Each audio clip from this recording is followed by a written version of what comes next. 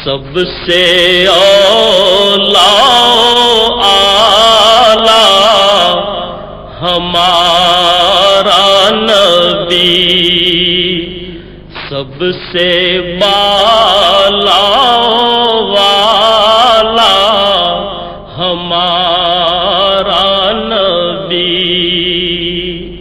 اپنے مولا کا پیارا ہمارا نبی۔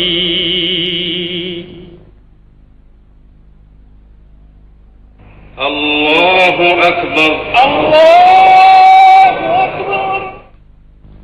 مسجد کو اسلامی معاشرے میں بنیادی اہمیت حاصل ہے، جہاں عبادات کے علاوہ دیگر سماجی عوامل بھی انجام پاتے ہیں۔ قرآن کریم نے ان الفاظ میں مسجد کی اہمیت واضح کی ہے۔ اللہ کی مسجدوں کو وہی لوگ آباد کر سکتے ہیں جو اللہ اور روز آخر کو مانیں اور نماز قائم کریں، زکوٰۃ دیں اور اللہ کے سوا کسی سے نہ ڈریں۔ انہی سے یہ توقع ہے کہ سیدھی راہ چلیں گے۔ مکہ مکرمہ سے ہجرت کر کے حضور اکرم صلی اللہ علیہ وسلم حضرت ابو بکر صدیق رضی اللہ تعالیٰ عنہ کے ہمراہ اونٹنی پر سوار تشریف لائے۔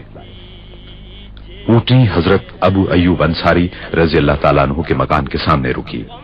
اس جگہ بقول حضرت انس رضی اللہ تعالیٰ عنہ آپ صلی اللہ علیہ وسلم نے نماز ادا کی اور اس کے فوری بعد آپ صلی اللہ علیہ وسلم نے وہاں مسجد تعمیر کرنے کا حکم دیا۔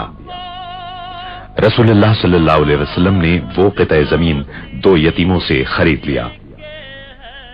کھجور کے پتوں اور تنوں سے تعمیر کی گئی 805 مربع میٹر کے مختصر رقبے پر واقع مسجد نبوی صلی اللہ علیہ وسلم تمام مساجد کے ڈیزائن کے لیے ایک مثال بن گئی۔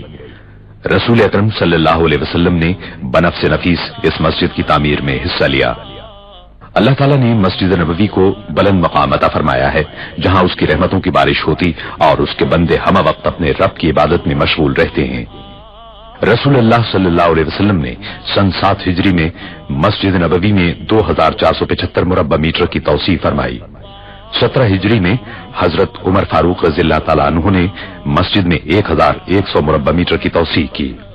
حضرت عثمان غنی رضی اللہ تعالیٰ عنہ نے 29 اور 30 ہجری کے دوران نہ صرف یہ کہ 496 مربع میٹر کی توسیع کی، بلکہ ساری عمارت میں منقش پتھر لگوائے اور ستونوں کو سیسے سے مضبوط کیا۔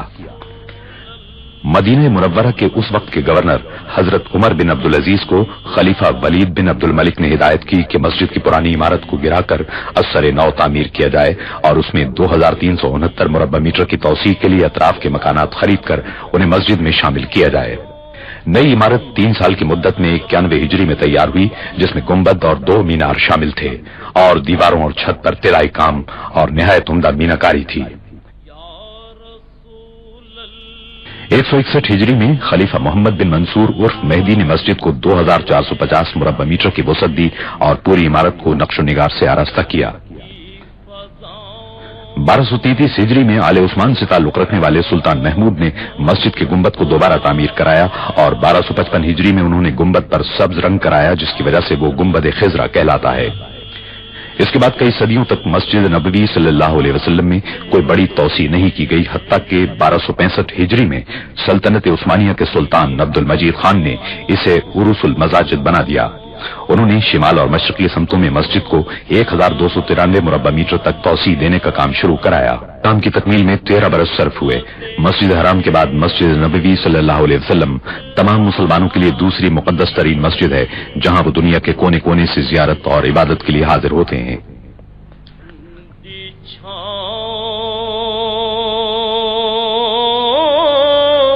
سلطان عبد المجید کے بعد مسجد میں کسی قسم کی توسیع یا تبدیلی نہیں کی جا سکی، اگرچہ یہاں آنے والوں کی تعداد میں مسلسل اضافہ ہوتا رہا۔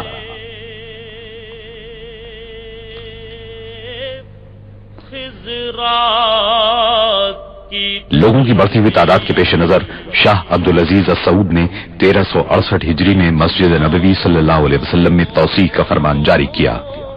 1370 ہجری میں ان کے صاحبزادے اور جانشین شاہ سعود بن عبدالعزیز نے توسیع کے کام کا سنگ بنیاد رکھا۔ یہ مسجد نبوی صلی اللہ علیہ وسلم میں پہلی سعودی توسیع تھی۔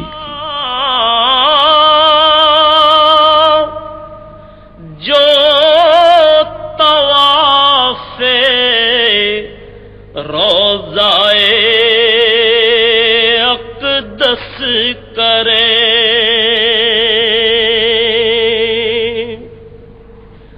والہانہ۔ محدود آلات اور مشینری کی قلت کی وجہ سے زیادہ تر کام ہاتھ سے ہی کرنا پڑا۔ مسجد نبوی صلی اللہ علیہ وسلم میں توسیع کی ضرورت اتنی شدید تھی کہ یہ منصوبہ 5 برس میں ہی پائے تکمیل کو پہنچ گیا۔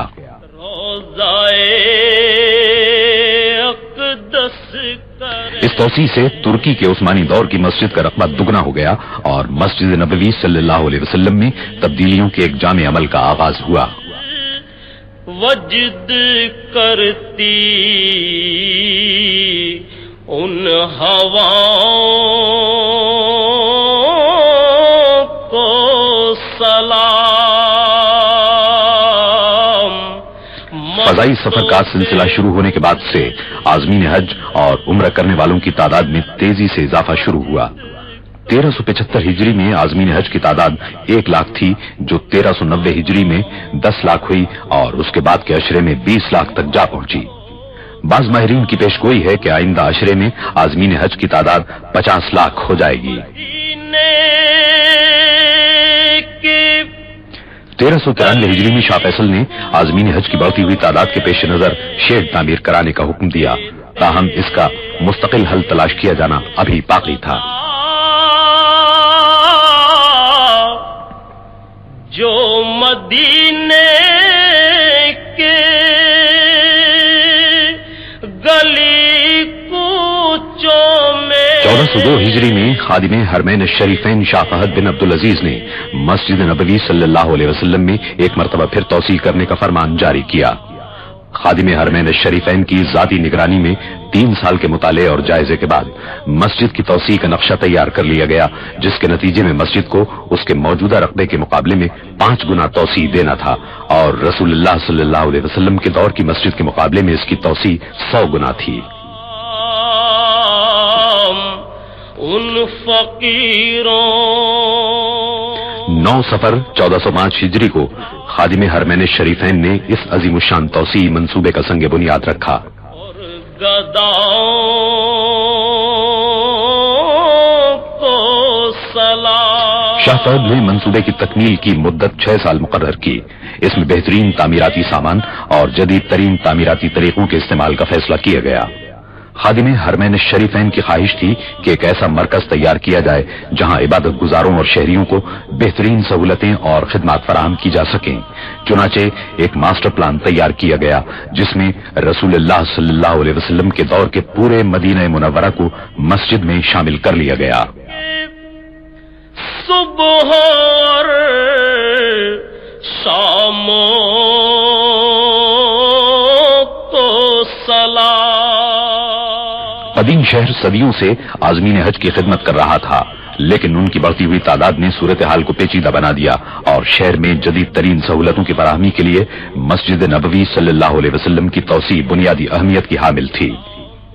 منصوبے کا پہلا کام قدیم عمارتوں کو منہدم کرنا تھا۔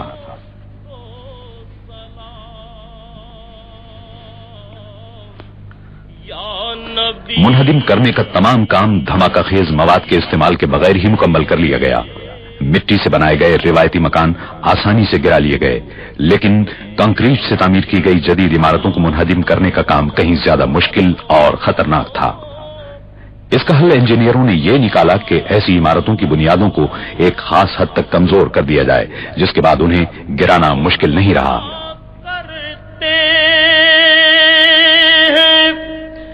روز و شب تیرے دربار میں جو پڑھا کرتے روز عمارتوں کو گرانے اور ملبے کو صاف کرنے کے کام کو مقررہ مدت میں مکمل کرنے کی غرض سے اس عمل کو 24 گھنٹے جاری رکھا گیا۔ پیش کرتا ہے ظہوری۔ جب عمارتوں کو منہدم کرنے اور ملبے کی صفائی کا کام ہو رہا تھا تو اس بات کی پوری کوشش کی گئی کہ شہری سہولتیں اور روزمرہ زندگی کم سے کم متاثر ہو۔